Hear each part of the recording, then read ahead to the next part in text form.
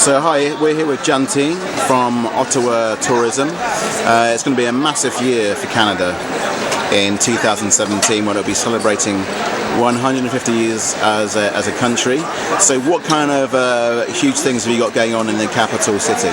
Well, we have an entire 12 months worth of celebrations. We're starting on New Year's Eve 2016 and celebrating all the way to New Year's Eve on 2017. We've got cultural events, sporting events, new gallery and museum openings, something for everyone throughout the year. Okay, can you give some ideas specifically of the kind of things you're doing, what kinds of things you're constructing? Sure, for example, to mark the occasion? For example, in March of 2017, we're hosting the Red Bull Crashed Ice World Championship. Red Bull Crashed Ice is a contest between 4 ice skaters dressed like hockey players who careen down a track with hills and jumps and hairpin turns. They're building the track over a UNESCO World Heritage Site, the Rideau Canal. The photo ops are going to be amazing.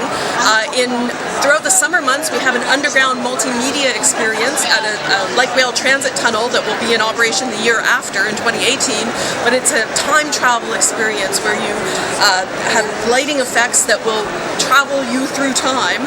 That's a free event throughout the summer months. In November, the Canadian Video Game Awards are happening. They're projecting images against buildings all throughout town. Sporting events, we have the Grey Cup, which is a Canadian Football League championship game. We have a Stanley Cup tribute, so for hockey fans. In mid-March, there's a big tribute to the Stanley Cup, the holy grail of hockey.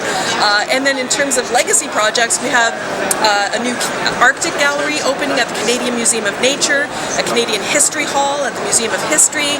The Canada Science and Technology Museum has been under construction for the last 3 years. That will be open in November 2017. Just millions of options. Wow, it sounds like it takes a year to talk about it all. It will. But can you tell us, what other kinds of attractions are there in your city in Ottawa? Well, because we're the capital, we reflect a little bit about the entire country. So we have the National Museums of Science and Technology, Agriculture and Food, Aviation and Space, War, Nature, the National Gallery, the Museum of History. We have quirky attractions like the Diefenbunker, which was named after Prime Minister Diefenbaker during the Cold War. So it's an underground 4-story bunker built in case of nuclear attack. 100,000 square feet. People would have lived there for a month to withstand the effects of a nuclear bomb. Now it's a museum, but they also have an escape room component. Kids have spy camp there. I've always wanted to go to spy camp.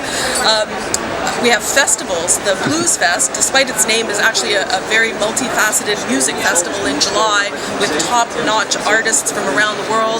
We have the world's largest chamber music festival in late July and early August. The Tulip Festival, the Canadian Tulip Festival, has been going on since 1953 in Ottawa, a throwback to the Second World War where the Dutch royal family took refuge in Ottawa and Princess Margriet was born. The only European royal to be born in North America was born in Ottawa.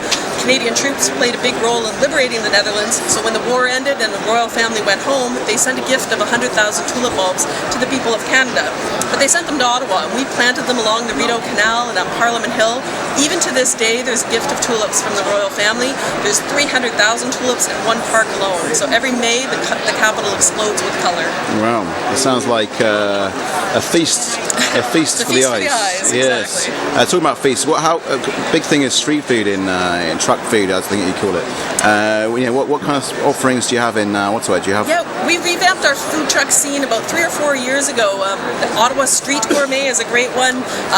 The owner used to own a standalone restaurant called the Urban Pear, but sold everything and started this amazing food truck that's year-round, so even in the winter it's available. Ad Mare is a great seafood option in downtown Ottawa. Gung Fu Bao, if you like bao, dumplings, that's a great option at the Ottawa Farmers Market each Sunday and elsewhere throughout town. And of course, beaver tails. Beaver tails are not what you think. It's actually a hot pastry treat that's stretched to the shape of a beaver's tail. Okay. The traditional topping is cinnamon and sugar. There's the original beaver tail stand in the Byward Market neighborhood in Ottawa that dates back to the 1970s. In the winter time, though, when the Rideau Canal freezes, it becomes the world's largest skating rink. It's 7.8 kilometers long. So people in Ottawa don't skate in circles. We skate through neighborhoods. People skate to work. Kids skate to school. It's a part of the transportation system in Ottawa. But you can buy beaver tails along the way, 4 different locations. There is nothing more Canadian than skating up to a beaver tail hut. Beaver tail in one hand, hot chocolate in the others, ice skates on your feet. You'll never feel more Canadian than that. Wow. Thanks for whetting our appetite for the big year, and best of luck. Thank you. Cheers. Thank you. To see you in Ottawa. Yeah, me too.